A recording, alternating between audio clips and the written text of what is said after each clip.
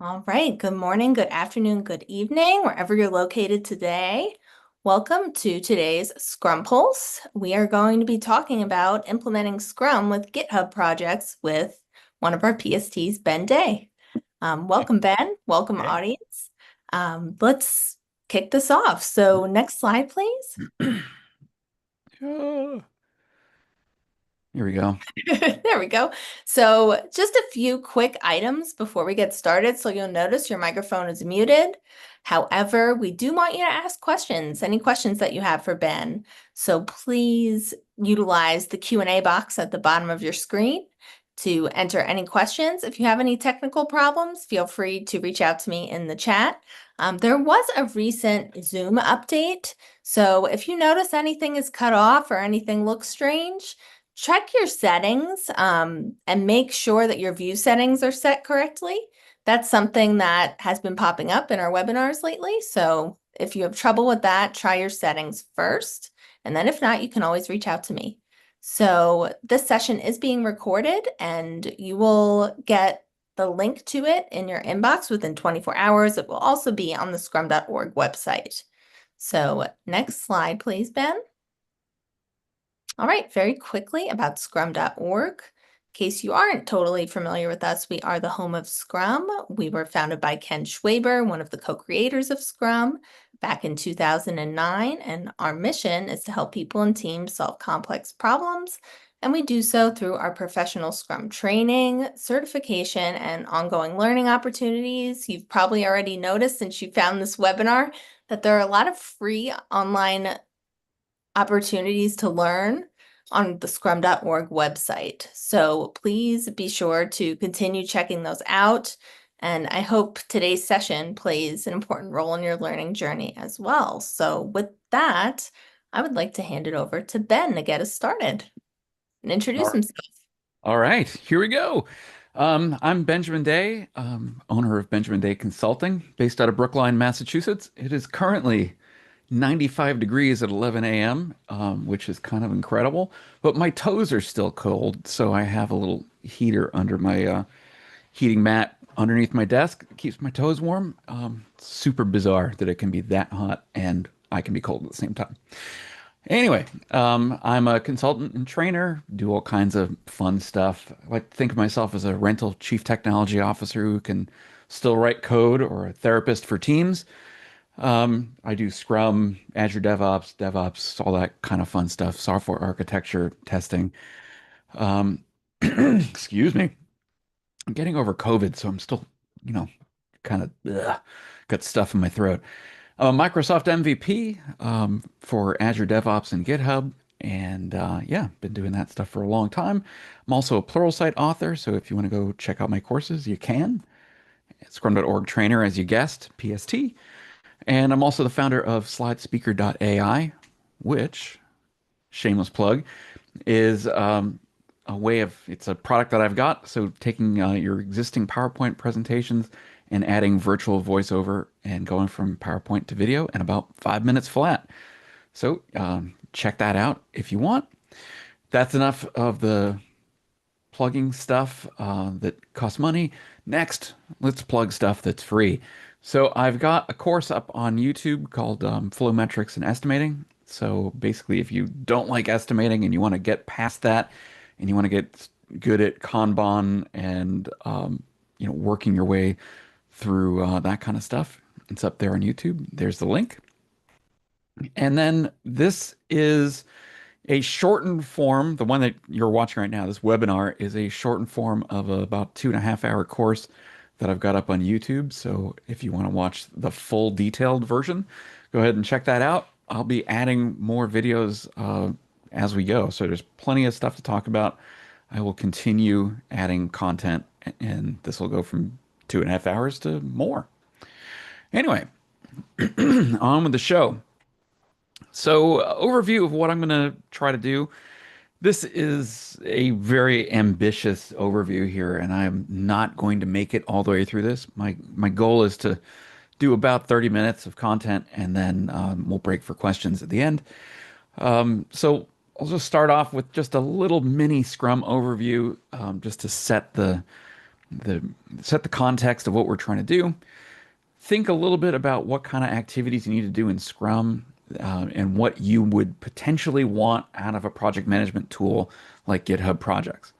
We'll then pivot into doing some demos on GitHub Projects. What's it about? What are draft issues versus issues, which is a giant and confusing thing. Took me a little while to wrap my head around that one. We'll do some iteration planning, a little bit of customization if we've got time, reporting. But basically, I'm going to focus on some backlog refinement stuff, and we'll go from there. And like I mentioned, this is up there for free on YouTube. So if you want to drill in and go through this in more detail, it is there. And we're never going to make it to those last two. So I'm going to skip them. All right. So starting off with that Scrum framework thing, this is the official Scrum framework diagram from Scrum.org. And on the left-hand side, we've got the product backlog, and that's the vision for what's going to go into the product. And it represents the what you might ever do and might ever deliver as part of the Scrum framework. So whatever is going to be in your product, maybe at some point in the future, it ends up being in that product backlog, and then you're going to deliver it, ideally in top priority order. So the things that are highest priority, you do that first and work your way down. Then you're going to work in chunks of 30 days or less. That's known as the sprint. So you're going to start off with a meeting where the team comes together and decides what they're going to do in that sprint. That becomes the sprint backlog.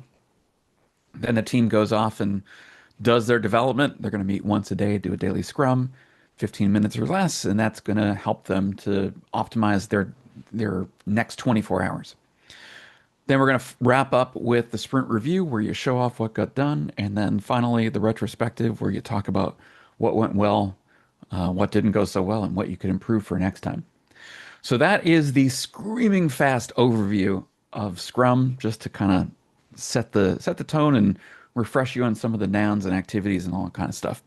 So let's think about those essential Scrum activities and how we might start mapping them into GitHub projects. So at a minimum, what are the things we're going to need in Scrum? And really, this could be what are the minimum things we need in Agile as well, or the minimum things you'd need for managing any product. So we're going to start off with a list of requirements. That list of requirements, if pro tip, try to prioritize your requirements rather than just doing everything at once. Top priority things, work on that, work your way down. That's the product backlog. So another question that you'd want to ask is how many days can we actually work on stuff? So this gets you towards how much stuff can we actually do? So who's on your team? How available are they? How many hours? How much stuff can you likely accomplish in the next 30 days or less? That gives you sprint planning. Then when you're actually in the middle of doing development, you have that question that you're going to be asking, and people are going to ask you this all the time anyway. What are you working on and what's your status? So this gets you into tracking products, tracking progress, tracking status on what the team is doing, how they're making their way through the various pieces of work that everyone thinks they're going to do. And this starts to get into, at a minimum, the daily Scrum meeting. So looking at how the team is doing and optimizing their delivery as you go. All this stuff is a super fast version of how you would do project management, enterprise project management, mapping it into Scrum. Like I said, I go into this stuff in a longer version in the YouTube stuff. So thinking about what we would need from an enterprise project planning, project management world, this brings us to GitHub projects. Now, I'm going to guess that a lot of you have probably used stuff like Jira or Azure DevOps. I have spent a huge portion of my career doing this kind of stuff with Team Foundation Server and Azure DevOps. So I'm big into that, and I'm very excited about what's happening in GitHub and that they're introducing this product called GitHub Projects. So the idea here is that they are trying to get into that space and give you the tooling so that you can start doing real complex project management with GitHub. Now, one of the things that if you've used GitHub, you've probably noticed is that, well, GitHub is very repository centric. Like the word is right there. Git is the version control system, and GitHub is basically a really fancy wrapper around Git repositories. And if you're in the GitHub world, Git repos are king. They rule the universe. And it kind of makes sense when you sort of think about how did GitHub come to be.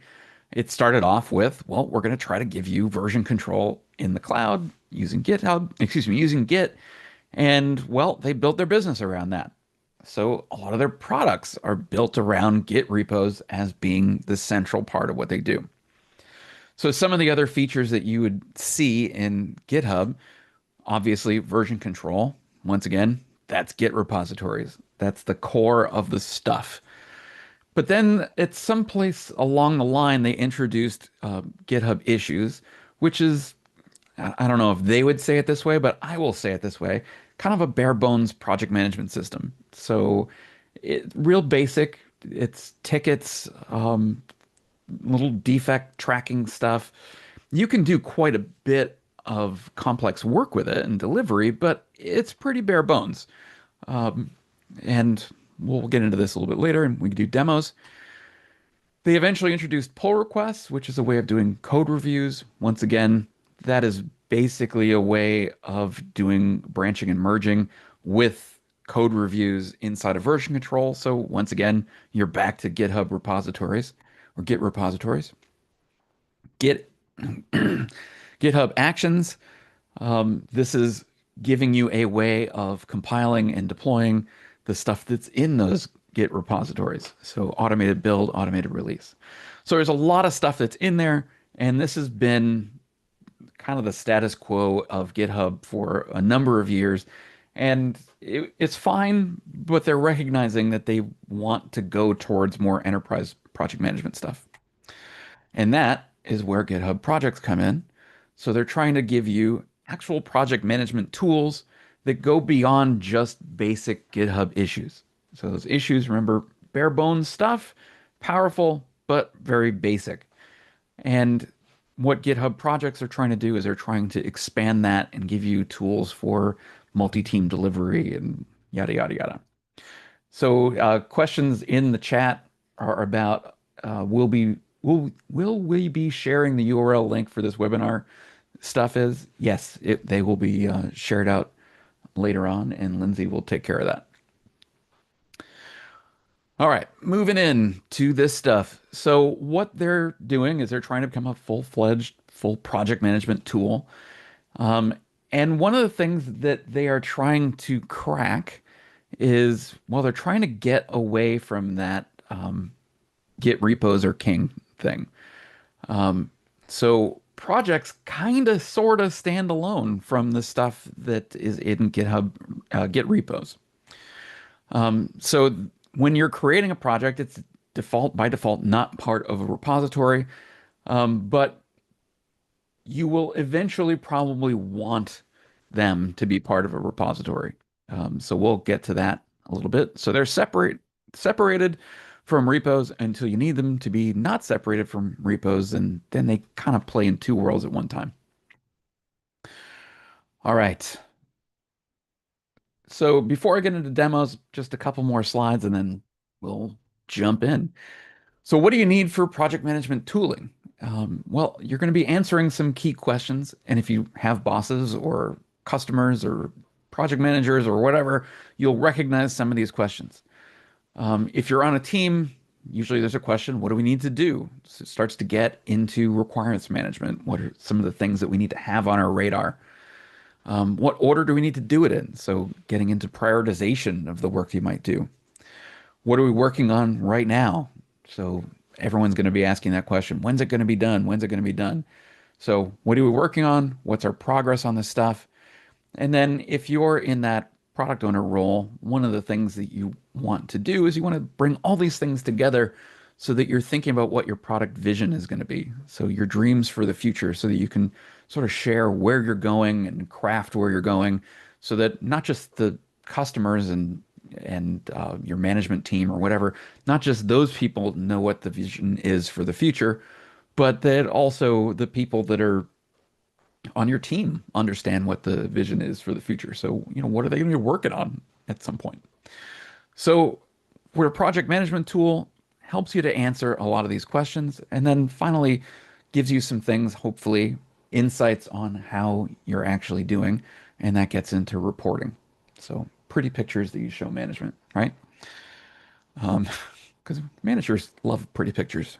It just keeps them happy. It's like jingling keys in front of a baby. Just they love it. Um, yeah. Anyway, just making fun of managers. Good times.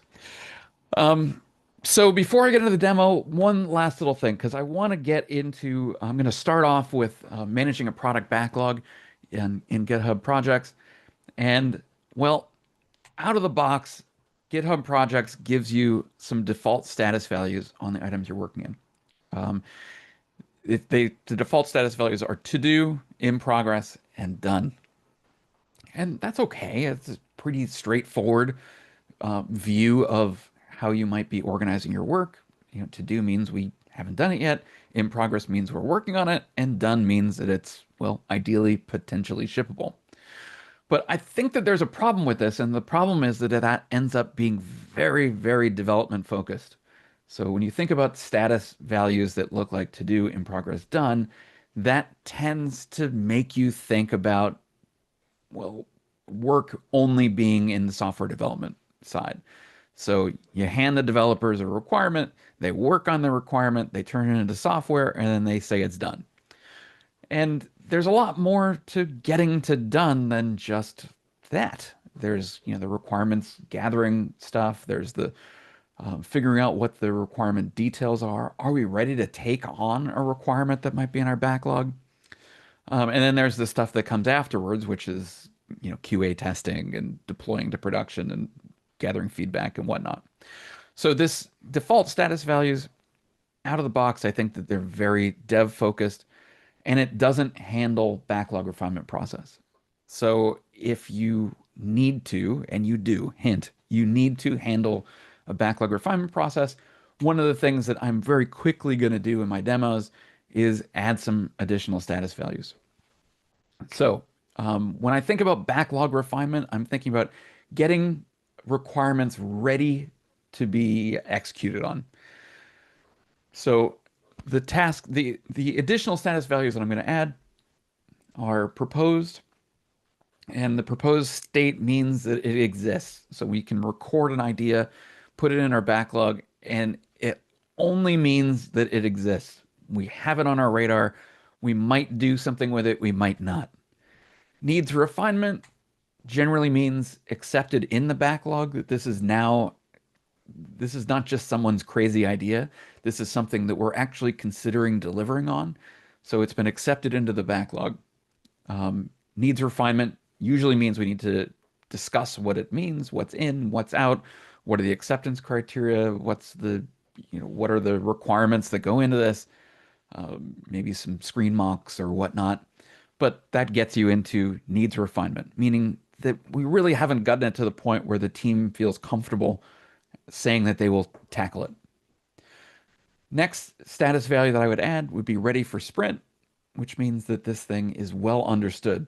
We have gotten through the backlog refinement process. The team thinks that they have enough detail to actually take this on, bring it into a sprint, and reasonably, plausibly think that they can deliver it to done. And then that would then go into the standard out of the box status values, to do, in progress, and done. Hey Ben, someone Yeah. just asked, can we track time spent per developer or make time estimates? Um, can we track time per developer? Out of the box, I would not say that that is super duper easy, but there is a whole bunch of stuff that we could do, and I'll try to work that into the demo. Okay, cool. All right, so that is enough for talking. Let's actually go in and start doing some demo stuff. And Lindsay, tell me if this actually is showing up. You see my It screen? is showing up. If you can maybe make it a tiny bit more Even zoom in. bigger. Oh Yes. man. Okay. Sorry. How's that? That is good. I will let you know if the audience has any issues. Okay. So this is a view into my corporate GitHub tenant, so Bende Inc. I've got a whole bunch of stuff that's out there that's free, a bunch of open source projects. Go check them out if you want. Azure DevOps Util, Solution Util, GitHub Repos Sync, bunch of stuff that are in there. Plus a bunch of extensions for GitHub Actions and whatnot. But across the top, so this is the landing page, the overview page. Across the top, we've got repositories. So these are individual Git repos that are hosted off my account. And then we've got this somewhat new one called projects. And this is, well, the GitHub project stuff. This is the new things that are in here. I've got a couple demo projects that are in here from conference talks I've given. But let's go ahead and create a new project. So we'll come over here to the new project button, click that, and then that's going to show us a list of templates. So templates are basically just what is our starting point for our new project. And under featured, if we scroll through it, there's a bunch of different options. So a Kanban centric one, an iterative development one, which is basically a Scrum kind of thing. Some stuff for processing roadmaps, whatever. Um, what I am going to do right now is I'm going to use a template that I created. And if you want to see how I did this, that's a key portion of this version of the course that's up on YouTube. I'm not going to mess around with the customization stuff right now because there's a lot of it, but I took all my customizations and captured them as a Scrum template. And this shows me a bunch of things about what's in that template. So I've got 7 different views. I've got a bunch of field customizations that I've done. Um, I've got some reporting customizations. But what I'm going to do right now is say Scrum webinar demo. And what's today's date? It is the 24th, June 24. Give it a project name and click create project. And right here, we're dropped into this project. So across the top, we've got a backlog section and then team capacity section, which helps you to indicate who's on the team that's going to be working on this stuff. Information about the current iteration, roadmap view if you want to start showing some long range planning. My items, which would be things that are assigned to me. Next sprint, which is our sprint planning for the next sprint stuff, and then sub issues, which we'll get to in a little bit. But let's start off with the product backlog. So the product backlog represents the dreams and desires, the plans for the future, everything that might ever show up inside of a product goes into the product backlog. And this is typically owned by a product owner. So right now it's empty because it's a brand new project. So there's a control space keyboard shortcut that I can do, or I can just come right here and say PBIA. And I'm going to create this as a draft issue right now. And we'll come to draft issues versus real issues in a little bit. So I'll say PBIA, PBIB, PBIC, and PBID, PBIE. All right, so we've got 5 items. Oops. So we've got 5 requirements that we've put into the product backlog. Let's get rid of my taskbar. And if we want, we can go and click into these and add some descriptions. So what you'd think initially is you come into this and you'd be able to click here and just start typing. Nope. Got to go click the edit button first. That brings up this editor and do some stuff. And this thing supports Markdown format. So if you want to put in, well, anything you can do in Markdown, you can do here, including mermaid diagrams, which is really pretty awesome. So let's do some acceptance criteria.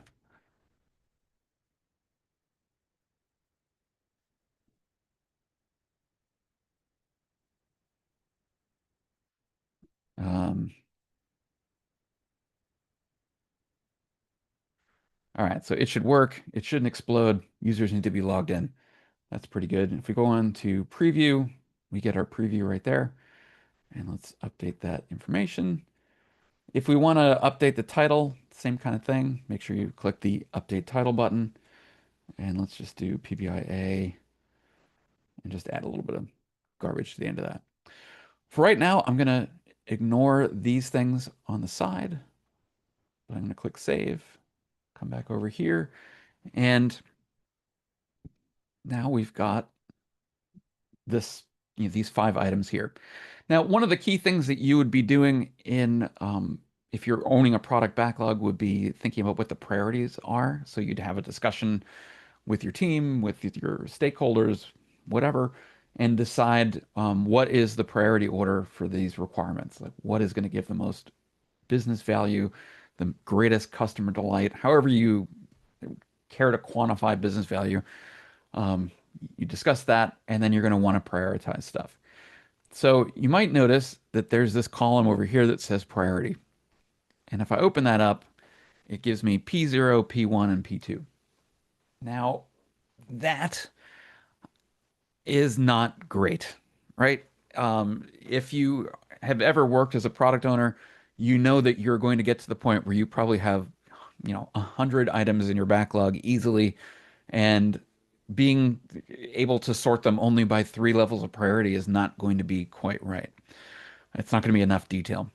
So when I think of the priority column, it's not, it is useful, but it is not exactly what I would be doing for prioritization of my backlog, because I tend to think of these as tranches, groupings of product backlog items. So P0 would be things that are really important. These are the things that are maybe going to happen in the next month or two. P1 would be things that are further out, maybe next quarter, and P2 would be next quarter and further out. So just a way to sort of organize things into big groupings. So I actually don't use priority a whole heck of a lot because it doesn't do much for me. What I do like is that I can come over here and let's say the PBIE, we've discussed it, and this is the top priority item. Just take it and drag it up to the top. So you get your little hand icon here on the PBI, drag it up, and you're good to go. So sort this stuff down, and let's say that PBIB is the lowest priority item. And now we've just given ourselves a basic product backlog sort. All right, let's move over a little bit. Kind of low on screen real estate, so I'm gonna resize these columns a bit. Another thing that you would typically do with product backlog items is assign them some kind of size. If you're working in Scrum, very common that you would be estimating in story points, right? So story points are Fibonacci sequence numbers, 1, 2, 3, 5, 8, 13, 21, and then above.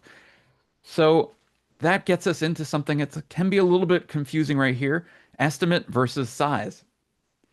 Now, once again, I don't use the size thing a lot because, well, it gives me t-shirt sizes.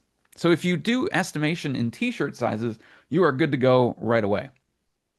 If you don't, if you're using story points, then you're probably going to be using the estimate column. Now, why do I tend to not use the t-shirt size stuff? And it's because I'm going to want to, if I'm doing traditional story point and velocity stuff, I'm going to want to be able to add up all the things that made it to done so that I can calculate my team's velocity.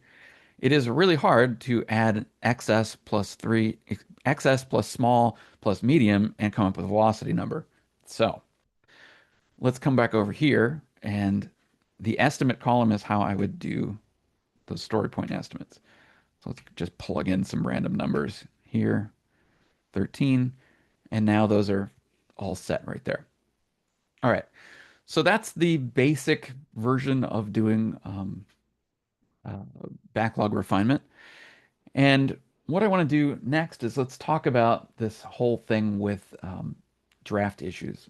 Now, you might notice that these all have this sort of dotted circle. Now, that indicates that it is a draft item. And if we come over to this, and where am I? If we open it up, we have this is marked as draft, so draft issue, but then we have this other thing, convert to issue. Now, I think that this is a little bit confusing the first time you go and look at it. And what we're trying to do here is, well, remember how I said that GitHub projects are trying to be separate from GitHub repos until you absolutely need to do it. And that's what this draft issue stuff is there for. So, thinking from a product owner perspective, I might have stuff that I'm not ready to share with the general world yet, like those requirements that are not quite ready to be in my, in a sprint, for example.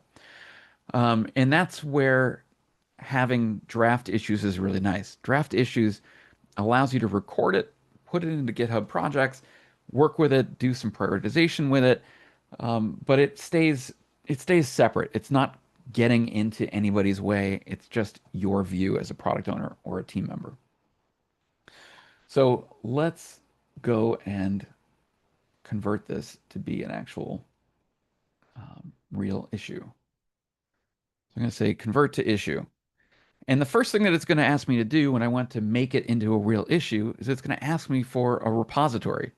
So this is the place where you now start to actually need a repository to do your work, because there's a lot of things that you get once you have converted these draft issues into real issues.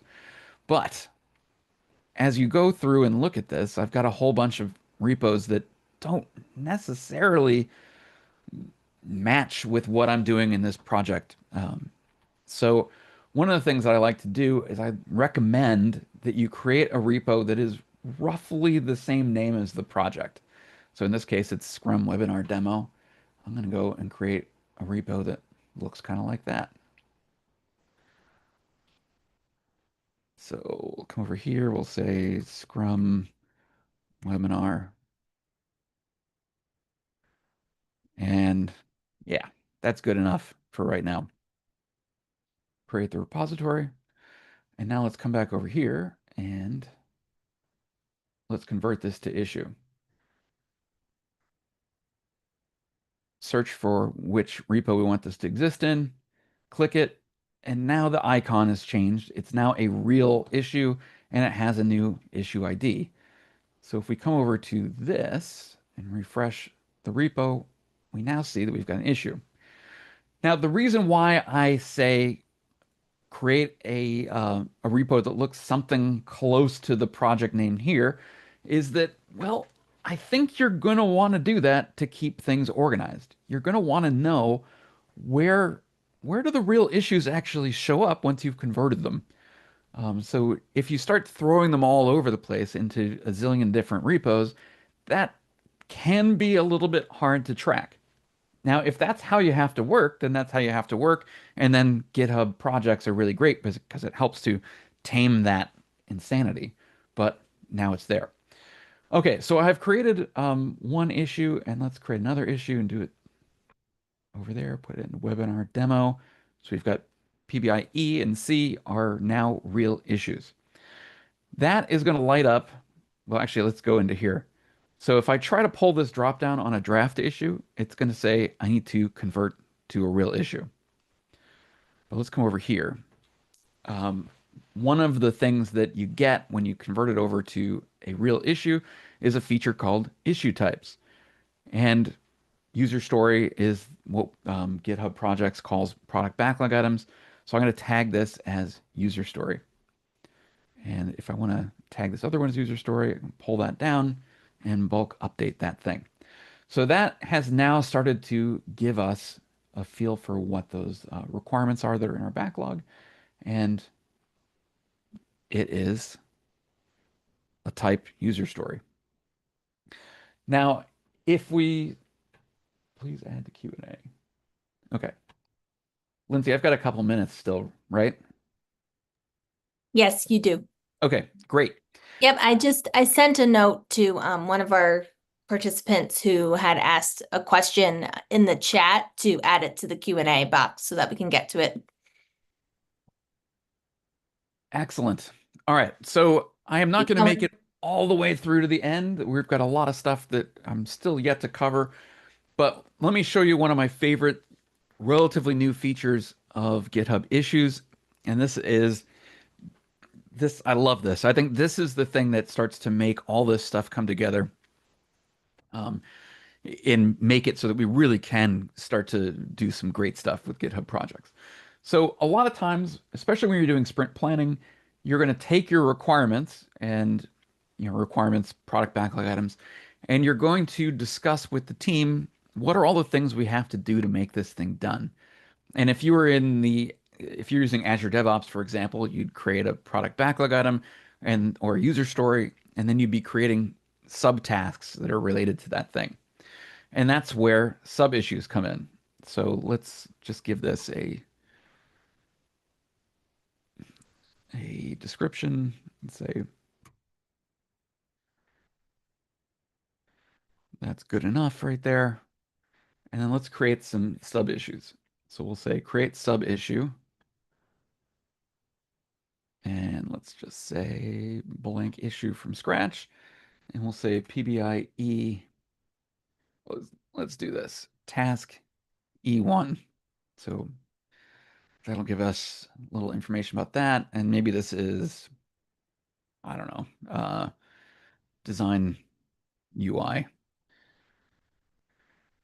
And one of the things that I'm going to want to do is I'm going to try to remember to say create more sub-issues so that it stays related to that PBI. So if I'm creating a bunch of different things, it'll automatically keep it attached. So let's say task E2, and let's say this is design web API service boundary.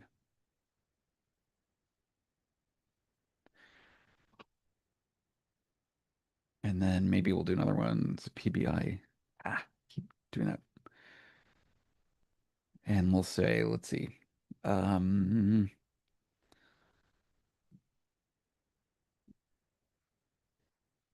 implement cloud storage. So that's going to look quite a bit like what you might do in sprint planning.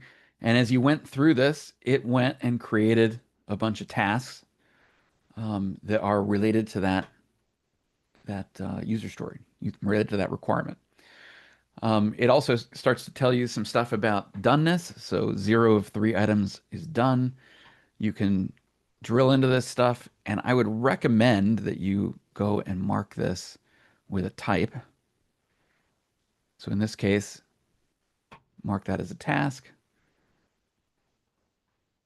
And you see that it's starting to show up down here. And let's mark these other things as task as well. And that is the beginning of what we could start doing if we're starting to think about sprint planning. And let me just do one last little bit of this demo before we go into Q&A.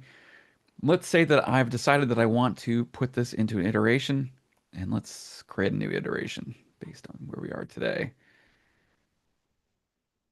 Add a couple iterations, and where are we at? This created this back in time. All right. So our current iteration is going to be 13. That's where we're actually in. So let's pretend that we're doing sprint planning. So let's come over to iteration, add it to that current sprint, add that to the current sprint too.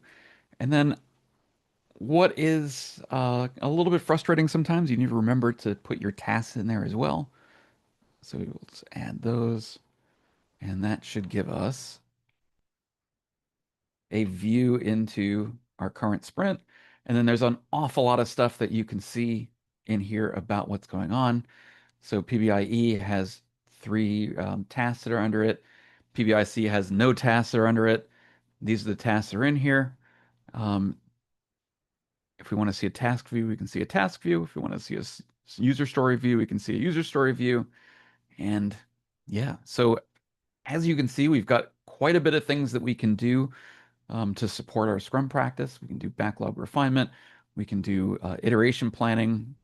This view right here for current iteration gives us a nice way of seeing um, where we're at so that we could potentially run our sprint planning meeting with this. So let's say that this is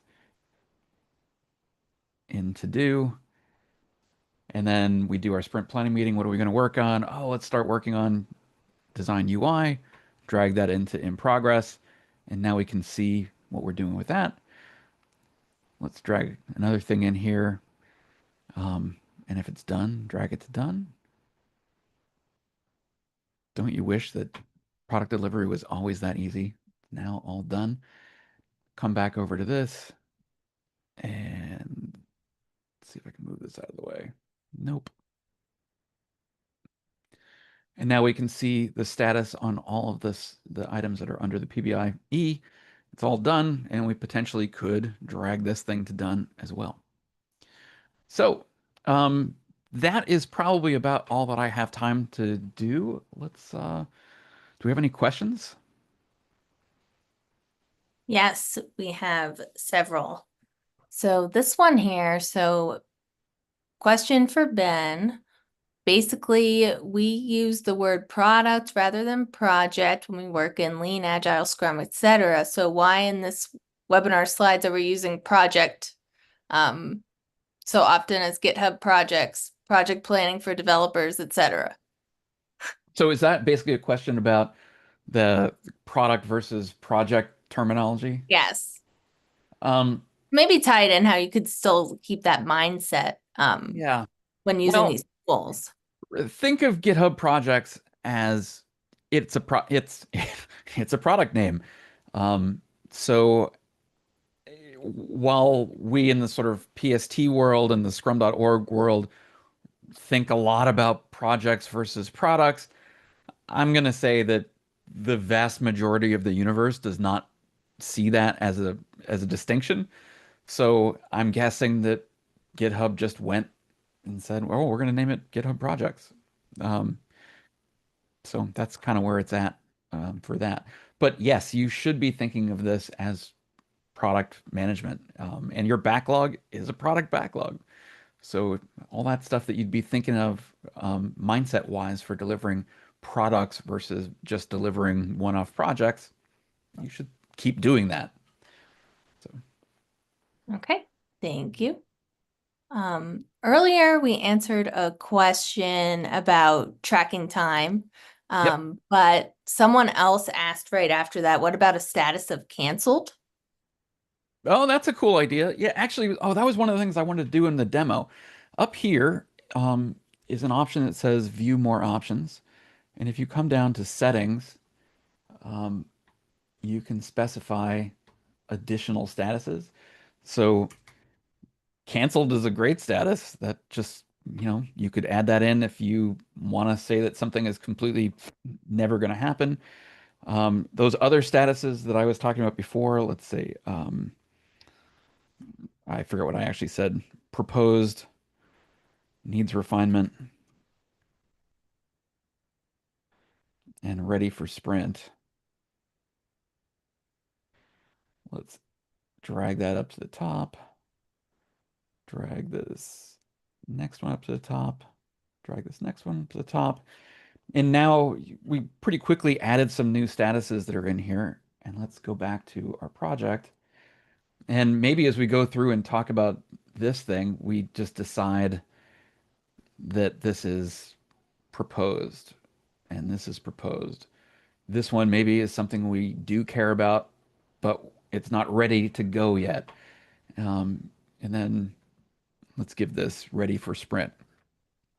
Now you can get a view into, what are the various statuses of the things that are in your backlog? How's that looking? And, where do you need to put your attention? So that was kind of a going off road to answer that question, but hopefully that gave you a little hint about what I'm thinking about. Okay, thank you. Someone made a comment, GitHub project seems kind of like a combo of Jira and AHA. Do Hmm. you have any thoughts about that? I am not a Jira person, and I have never tried Aha. I guess I need to get into that. They are definitely spending a lot of time talking to customers to figure out, what do people like, what do people not like. Um, so yeah, they're not just trying to, GitHub is owned by Microsoft, and I could see it, they could have gone and just said, "Oh, we're just going to copy feature for feature from Azure DevOps," but that is not how they're doing it. They're trying to improve on, what came before it and meet the project management world where they live today. So it doesn't Yeah. surprise me at all that there'd be some resemblances. Yeah, somebody actually asked, since Microsoft owns both GitHub and Azure DevOps tools, if you're using GitHub, is it okay not to use Azure DevOps and vice versa? Or does each tool have its own significant components?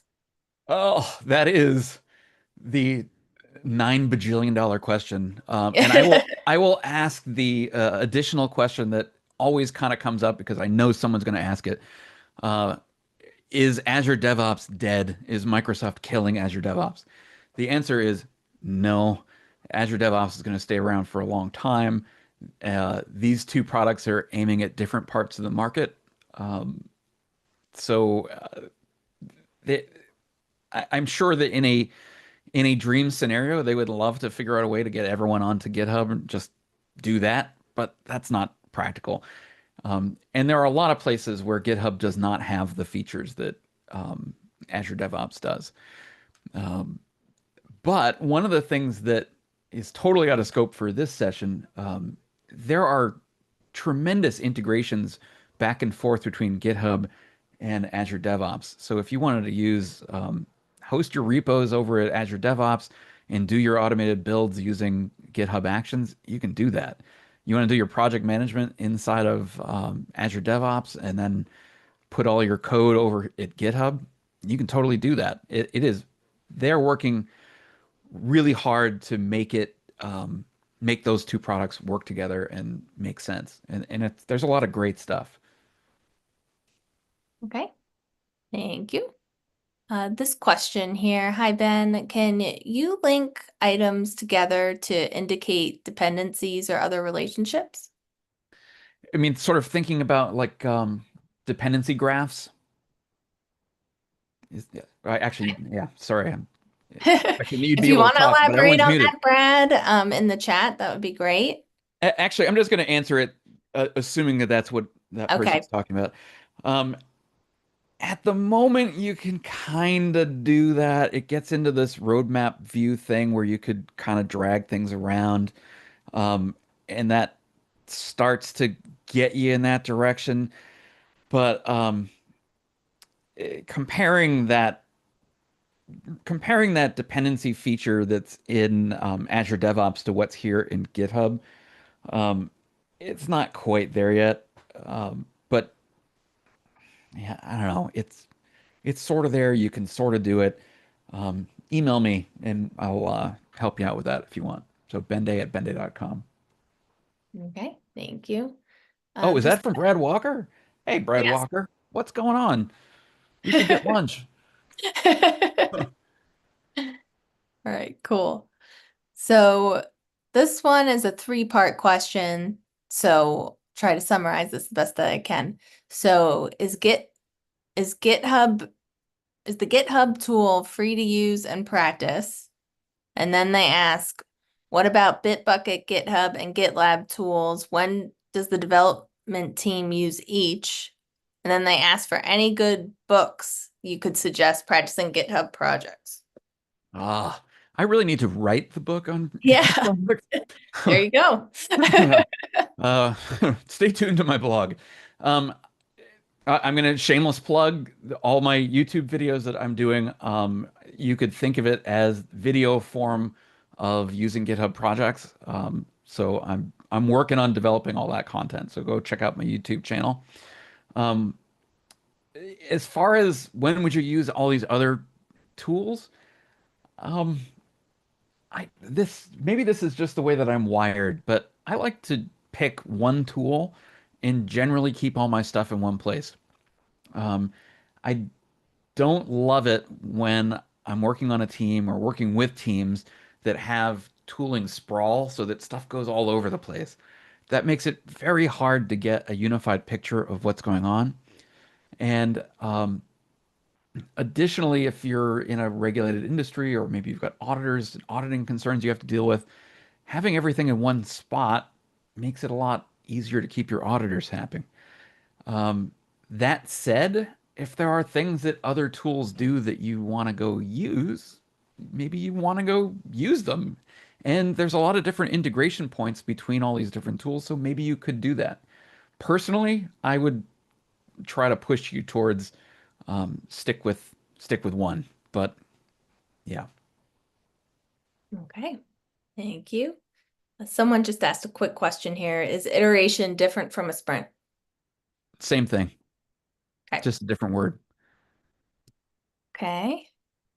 Does this support workflow customization, for instance, preventing you changing an item status directly from to do to done, etc.? There are a lot of things that you can do, getting into workflows here, where you could even set up events. I have not gone through to really try to lock that down. Um, Part of the reason that I have not tried to do that is that I think coming from the Azure DevOps on-prem world, where Azure DevOps Server really, really gave you the ability to lock down state transitions for different things. Um, I that just got to be such a pain in the butt over time that I don't think I would even recommend that to teams anymore. I would rely on the fact that these things are keeping an audit trail, um, and tracking the changes that are actually happening so that if something changed, you know who did it, and that you let the teams self-organize their way to actual done rather than just like locking it down so that nobody can ever make a mistake. So I have so short answer version of that. I really have not tried to lock this stuff down, but at the same time, I probably wouldn't encourage you into trying to recreate that lockdown flow. Okay, thank you. All right, this next one here. Can we display the sprint objective or sprint goal somewhere? Right here, add status update, I think is a really great place to put your sprint goal. So short description here would be, I don't know, we're going to work on uh, UI updates and bug fixes in XYZ. And let's call this sprint. I forgot where we're at, sprint 14 or whatever. Throw that there. And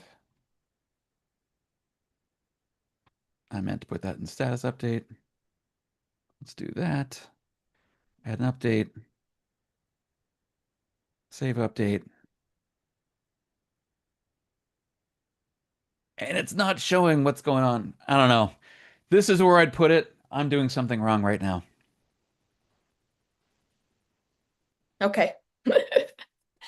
The Thank other you. one, worst case, would be you put it on the wiki for that repo. So Okay. uh, you could just put it in as a README file or something, or put it in the wiki. Yeah. Okay. Thank you. What is your recommended approach to measure project performance using GitHub projects? Project performance. How are we actually going to even quantify that? Um, It's a there good are question. so many different ways to get into that. My current favorite, and this is getting into the flow metrics stuff that I've got up on my YouTube channel. Um, I really try to push people now towards looking at throughput. So how many requirements did a team or a bunch of teams get done in a particular period of time, and then do some statistic statistical analysis off of that to try to figure out how that team is doing. Another way that you could potentially do it is getting into doing velocity tracking with story points and velocity. But there's a lot of things that can go in there, and one of them, a lot of things show up on, where am I? Where's my project? I've completely lost where I am in my stuff. Um, Between tracking that data and looking at the graphs that are available to you in the product, that'll give you a good view. There are also APIs that you could go and access some of the data. They're coming along. They're not perfect, but they are getting better. One of the things that I really want to do is I want to be able to um, make some calls into the REST service and start pulling out, what are the throughput values, calculating what the cycle time is on my team, and all that kind of fun stuff. So the answer is a bunch of different ways you could do it. Some of the ways are more ready than others. All right, cool. So I think we have time for one more question. Someone said that they saw whip limits at the top of the columns. Are there any Yeah. capabilities that can be activated to enforce those limits within the application? Uh, at the moment, once again, I am not really locking that down. There are things that you can do. I haven't tried to lock that down and enforce it, mostly because if my team is going to go just needs to put something into that column, I want them to see that they have gone over the whip limit, but I still want what's in GitHub projects to represent their worked real day-to-day reality. So by blocking that, it kind of gets you into that point where what they're doing in reality might not match what's represented in the tool simply because the tool doesn't let them. And now the tool gets in their way and starts creating delivery friction. So once again, I don't know if I would even try to enforce that. But I would want to notice when it's happening. All right, cool. And then we actually do have time for one more. Okay. Someone asked if there was an epic level. Um, there is a type called feature, but you also can add your own types. So if you want to reproduce that kind of epic planning thing, you can. All right, cool. All right, so I think that's it for our questions. There are a few that we haven't gotten to. Ben, I will connect with you after we get off of this here, and I will share those open questions with you, and we can figure out a way to get those addressed. Sounds great. And thank you so much, Ben, for this Yeah. today. How can people, oh, you have a slide There here you on how go. people can Yeah. get in touch Benday with at you. benday.com, benday.com, slidespeaker.ai. Go check me out on YouTube. Like and subscribe, all that silly nonsense. Yeah. If you think of something, email me. I'm happy to chat. Fantastic. Okay. And thank you, audience, for the great questions today. This was a very interactive group, and we appreciate that.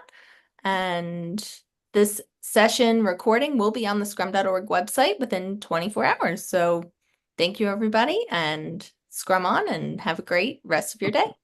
Thanks very much, everybody. See you later.